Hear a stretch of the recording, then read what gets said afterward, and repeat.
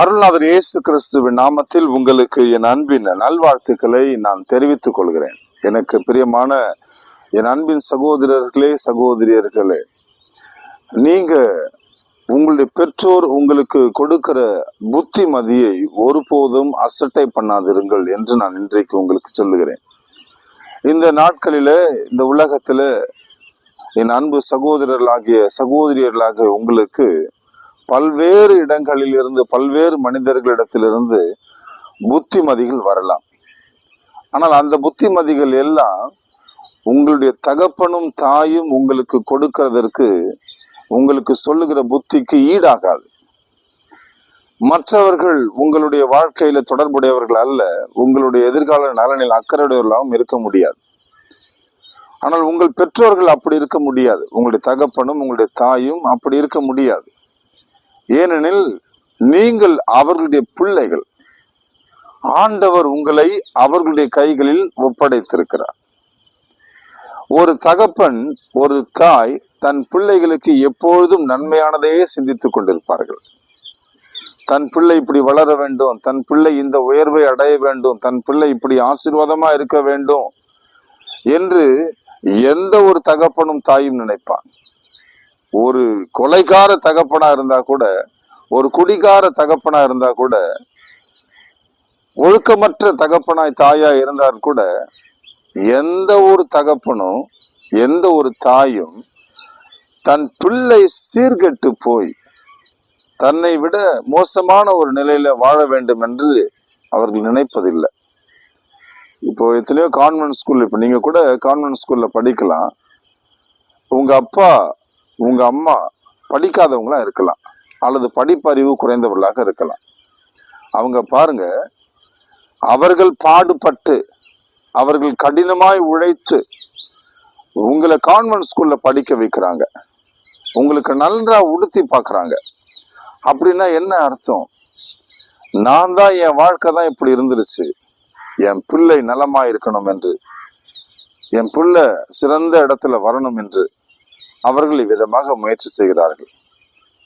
எந்த ஒரு பிள்ளையும் தன் பெற்றோர் தன் பிள்ளைகளுக்கு செய்த எந்த ஒரு நன்மைக்கும் ஈடாக எந்த ஒரு மகனும் மகளும் திரும்பி செய்யவே முடியாது. உங்க பெற்றோர் கொடுக்கிற காரியங்கள்ல மிக சிறந்த காரியம் எதுவாக இருக்கும் என்றால், அவங்க உங்களுக்கு கொடுக்கிற புத்திமதியாக தான் இருக்க முடியும். அல்லேலூயா.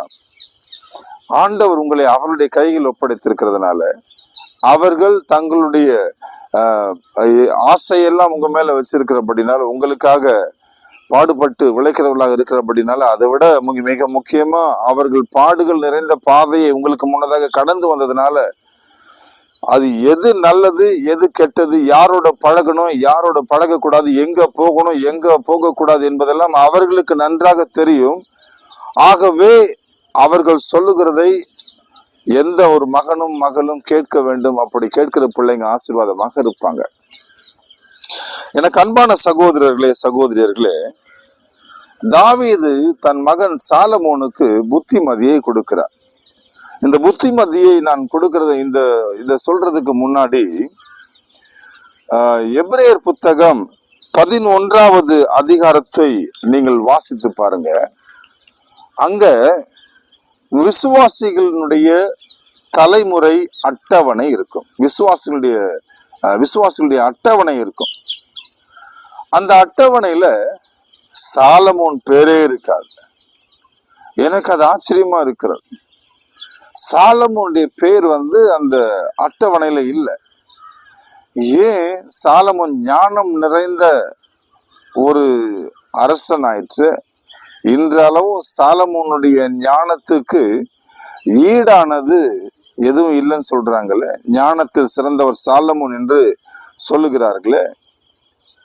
அவர் செல்வ செழிப்புல மிகுந்தவராக இருந்தாரு. அவருடைய ஞானம், அவருடைய புத்தியை பார்த்து உலகமே அன்றைக்கு வியந்தது. சேபா நாட்டு அரசு எல்லாம் அவர்களிடத்துல வந்தார்களே. அப்படி இருந்தும் சாலமோன், அவருடைய பெயர் விசுவாசிகளின் அட்டவணையில இடம்பெறாமல் போனதற்கு என்ன காரணமாக இருக்கும்? நீங்க எல்லாம் சொல்லலாம், அவர் வேற்று தெய்வத்தை வணங்கினார், அவர் சிலை வழிபாட்டில் ஈடுபட்டார், வேறு இன பெண்கள் மீது ஆசையா இருந்தார் என்று இதெல்லாம் சொல்லலாம். இதெல்லாம் சரிதான், இதெல்லாம் சரிதான். ஆனா சாலமோனுடைய வாழ்க்கையை குறித்து நான் யோசித்து பார்க்கும் பொழுது, அன்புக்குரிய சகோதரனே, சகோதரியே, அவர் தேவனுடைய சமூகத்துல அவர் ஜெபித்தார். அவர் ஏறெடுத்த ஜெபம் ஆண்டவருக்கு பிரியமானதாக இருந்தது. அல்லேலூயா. அந்த அளவு ஞானம் நிறைந்த இருதயம் அவருக்கு இருந்தது. அவர் ஏறெடுத்த ஜெபத்தை ஆண்டவருக்கு பிரியமான ஜெபமா இருந்தது. சாலமோனுக்கு அப்ப தெரிந்தது எது ஆண்டவருக்கு உகந்த ஜெபம் என்று சாலமோனுக்கு தெரிந்தது. ஆண்டவருக்கு எது பிரியும், எந்த ஜெபத்திற்கு அவர் பதில் தருவார் என்று அவருக்கு தெரிந்திருந்தது. இவ்வளவு தெரிந்திருந்தும் 2 முறை ஆண்டவர் சாலமோனுக்கு காட்சியை கொடுத்திருந்தும் பேசியிருந்தும், சாலமோனுக்கு ஞானத்தை அவருடைய ஜெபத்திற்கு பதிலை கொடுத்திருந்தும் சாலமோன் அவர் வழி தவறி போனார். விசுவாசிகளின் அட்டவணையில் அவருடைய பெயர் முதல் இல்லாமல் போயிற்று. காரணம் என்ன? அவர் வழி விலகினதற்கான காரணம் என்ன? அவருடைய மகிமை இழந்ததற்கான காரணம் என்ன? நீங்க சொல்றது சரிதான். அவர் வேறு இன பெண்களை விரும்பினார். அவர் அந்த பெண்களுக்காக விக்கிரக கோட்டைகளை உண்டாக்கினார். அந்த விக்கிரகங்களுக்கு பலிப்பீடங்களை எழுப்பினார். வேற்று தெய்வங்களை அவர் நாடினார், அவைகளை வணங்கினார். இதெல்லாம் சொல்லலாம். கட்டளைகளை மீறினார் என்று எல்லாம் சரிதான். ஆனா அடிப்படையில ஒரு விஷயத்தை நான் உங்களுக்கு சொல்லட்டுமா? சாலமோன் தன் தகப்பன் தாவீது சாலமோனுக்கு கொடுத்த அந்த அறிவுரையை அவர் நினைவில் வைக்காமல் போனார், மறந்து போனார், அல்லது அதை துச்சமென கருதி அதை அசட்டை பண்ணினார். அல்லேலூயா. நீங்க 1 அரசர்கள் அல்லது 1 ராஜாக்கள் புத்தகம் 2வது அதிகாரத்துல நீங்கள் வாசித்து பார்ப்பீர்களானால், தாவீது தன் மகனாகிய சாலமோனுக்கு அவர் சொல்லுகிற காரியம், நீ நெஞ்சு உறுதி உள்ளவனாயிரு, வீரம் கொண்டவனாயிரு, தைரியமாயிரு, மிக முக்கியமா உன் கடவுளாகிய ஆண்டவரின் ஆணைகளை கடைப்பிடி. அல்லேலூயா. கவனிச்சீங்களா?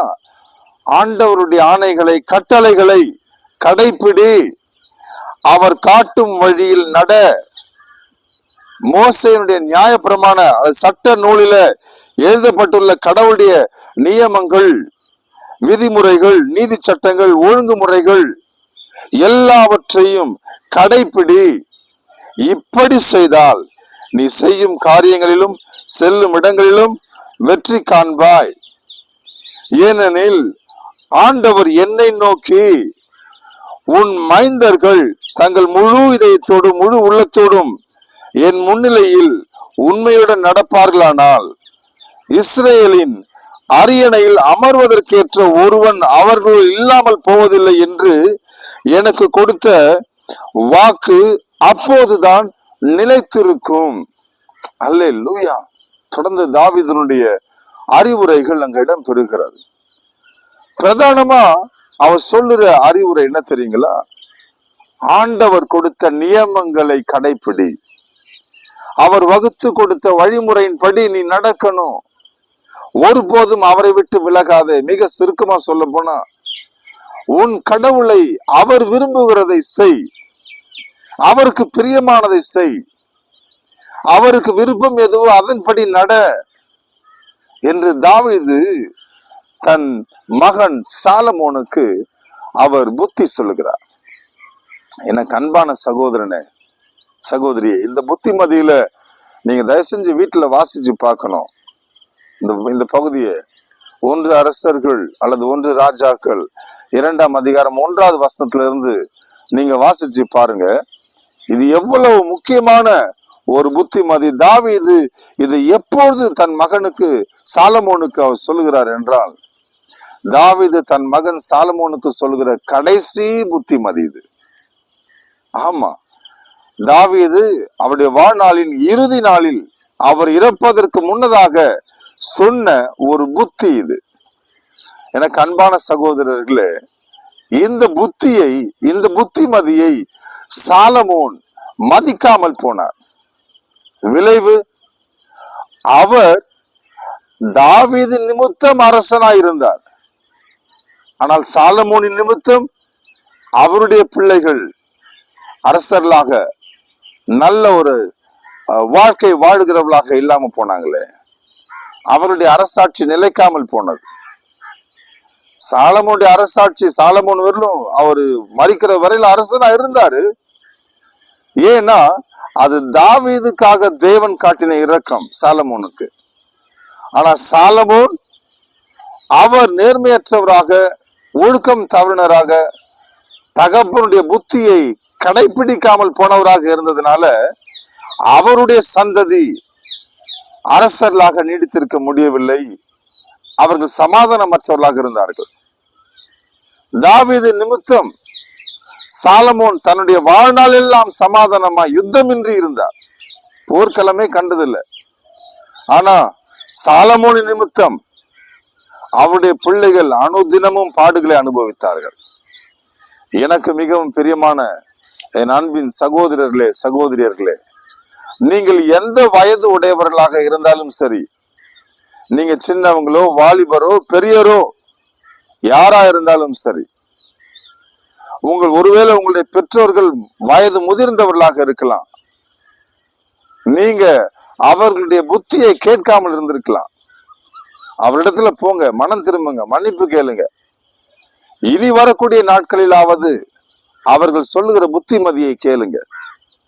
அப்பொழுது உங்கள் பிள்ளைகள் உங்களுக்கு பணிந்திருப்பார்கள். அல்லேலூயா. சிறு பிள்ளைகளே, வாலிபர்களே, நான் உங்களுக்கு சொல்லுகிறேன், நீங்கள் இந்த பரிசுத்த வேதாகமத்தின் பொருட்டு நீங்க ஆண்டுடைய பிள்ளைகள் அல்லவா? நீங்கள் இந்த நியமத்தின் பொருட்டு, இந்த ஆண்டவராக இயேசு கிறிஸ்து உங்களுக்கு செய்த அந்த இரட்சண்யத்தின் பொருட்டு உங்கள் பெற்றோருக்கு நீங்கள் கீழ்ப்படியுங்கள். உங்களுடைய தாயாரை நீங்கள் மகிமைப்படுத்துங்கள், கனம் பண்ணுங்கள், அனுதினமும் அவர்களோடு உறவாடுங்கள், அவர்கள் உங்களுக்கு சொல்லுகிறபடி செய்யுங்கள். அப்பொழுது உங்களுடைய வாழ்க்கை ஆசீர்வாதமா இருக்கும்.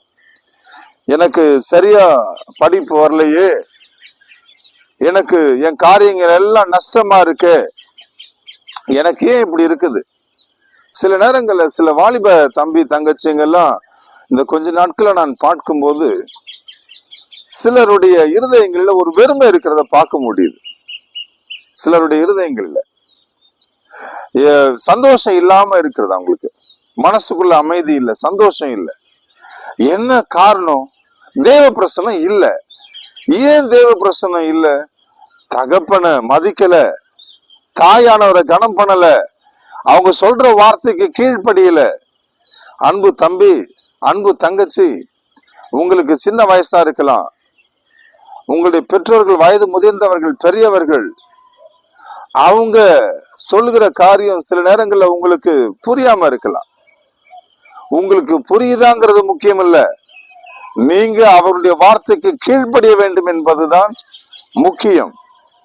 அன்னை மரியாதை பாருங்களேன், இது எங்கனமாகும் சொல்லி கேட்கிறாங்க. பரிசுத்த ஆவியானவர் உன் மீது நிழலிடுவார், தேவதூதன் இடத்துல கேட்கிறாங்க. அன்னை மரியா, தேவதூதன் வந்து மரியாதை இடத்துல சொல்றாங்க, நீ கருத்தாங்கி ஒரு மகனை பெற்றெடுப்ப, அவருக்கு இம்மானுவேல் பேரிடுவ சொல்றாங்க. இப்ப மரியாளுக்கு அது ஒண்ணும் விளங்கல. எனக்கு இன்னும் கல்யாணமே ஆகலையே, எனக்கு திருமண ஒப்பந்தம் தான் இருக்கு, இன்னும் கல்யாணமே ஆகலையே, நான் கணவனை அறியனே, இது எங்கனமாகும் அப்படின்னு கேட்கிறாங்க. சாதாரண ஒரு பெண்மணியா அவங்க கேட்கிறாங்க. அப்பொழுது தேவதூதன் சொல்கிற வார்த்தை, கடவுளுடைய ஆவியானவர் உன் மீது வருவார், அவருடைய வல்லமை உன் மீது நிழலிடும், அதனால நீ கருத்தாங்குவீங்க, ஒரு மகனை பெற்றெடுப்பீங்க அப்படின்னு சொல்றாங்க. அது வல்லமை மிக்கதா இருக்கும் என்று சொல்றாங்க. தேவதூதன் சொல்லுகிறார். அப்ப மரியாள் சொல்ற வார்த்தை என்ன தெரியுங்களா? இதோ உமது அடிமை உமது விருப்பத்தின் படியே ஆகட்டும் அப்படின்னு சொல்றாங்க. என்ன பொருள் இதுக்கு? அவங்க தேவதூதன் சொன்னதெல்லாம் விளங்கிக்கிட்டு புரிஞ்சுக்கிட்டு சொன்னாங்களா இந்த பதில? இல்ல, வாய்ப்பு இல்லை. எங்கன்னா ஆகுன்னு தெரியல. ஆனாலும் எனக்கு புரியலனாலும் நான் கீழ்ப்படுகிறேன். அல்லேலூயா. புரியலனாலும் கீழ்ப்படுகிறேன். அவங்க அன்றைக்கு கீழ்ப்படிந்ததனுடைய விளைவுதான் இன்றைக்கு எல்லா தலைமுறையும் அவருடைய பேருடையால் என போற்றுகிறது. எனக்கு அன்பான சகோதரனு, சகோதரி, அன்பு தம்பி, தங்கச்சி, உங்களுடைய நாட்கள், உங்களுடைய எதிர்காலம், உங்களுடைய எதிர்கால சந்ததி, நீங்க இந்த உலகத்துல புகழப்பட வேணும் அப்படின்னா நீங்க உன் தகப்பனை மதியுங்கள், உங்கள் தாயை மதியுங்கள், அவங்க சொல்றதுக்கு கீழ்ப்படிங்க, அவங்க சொல்றதை கேளுங்க. அப்போ நிச்சயமா உங்க நாட்கள் ஆசீர்வாதமா இருக்கும். Praise the Lord. நாம இப்ப ஜெபிக்கலாமா? இது உங்களுக்கு பிரயோஜனமா இருக்கும்னு நான் நினைக்கிறேன். எனக்கு அன்பானவங்களே, ஒருபோதும் இதை உதாசீனப்படுத்துறாதீங்க. இது நிச்சயம் உங்களுக்கு ஆசீர்வாதமா இருக்கும். நான் உங்களுக்காக இப்போ ஜெபிக்க போகிறேன். கண்களை மூடி, எங்கள் அன்பின் பரலோக பிதாவே, ஒவ்வொரு குடும்பத்திலையும் பிள்ளைகளாய் இருக்கிறவர்களை நான் உங்களுடைய சமூகத்தில் ஒப்புக் கொடுக்கிறேன். ஒவ்வொரு பிள்ளைகளையும் தொடும். இந்த நாட்களில் வாலிப தம்பி, வாலிப தங்கச்சியர்கள் தங்களுடைய பெற்றோரை புரிந்து கொள்ளாமல் இருக்கிறார்களே, தங்களுடைய தகப்பனும் தாயும் அவர்களுக்கு சொல்லுகிற புத்தியை அவர்கள் உதாசீனப்படுத்துகிறார்களே, தகப்பனையும் தாயையும் ஒன்னும் தெரியாதவங்க நினைக்கிறாங்களே. என் ஆண்டவரே, அப்படிப்பட்ட இருதயத்தை உடைய தம்பிகளை எல்லாம், சகோதர சகோதரிகள் எல்லாம் தொடுங்க ஆண்டவரே. தன் பெற்றோரை, தன் தாயானவரை ஒவ்வொருவரும் மதிக்கவும், அன்பு செய்யவும், அவர்களுக்கு கீழ்ப்படியவும் கூடிய இருதயத்தை அவர்களுக்கு தாரும்.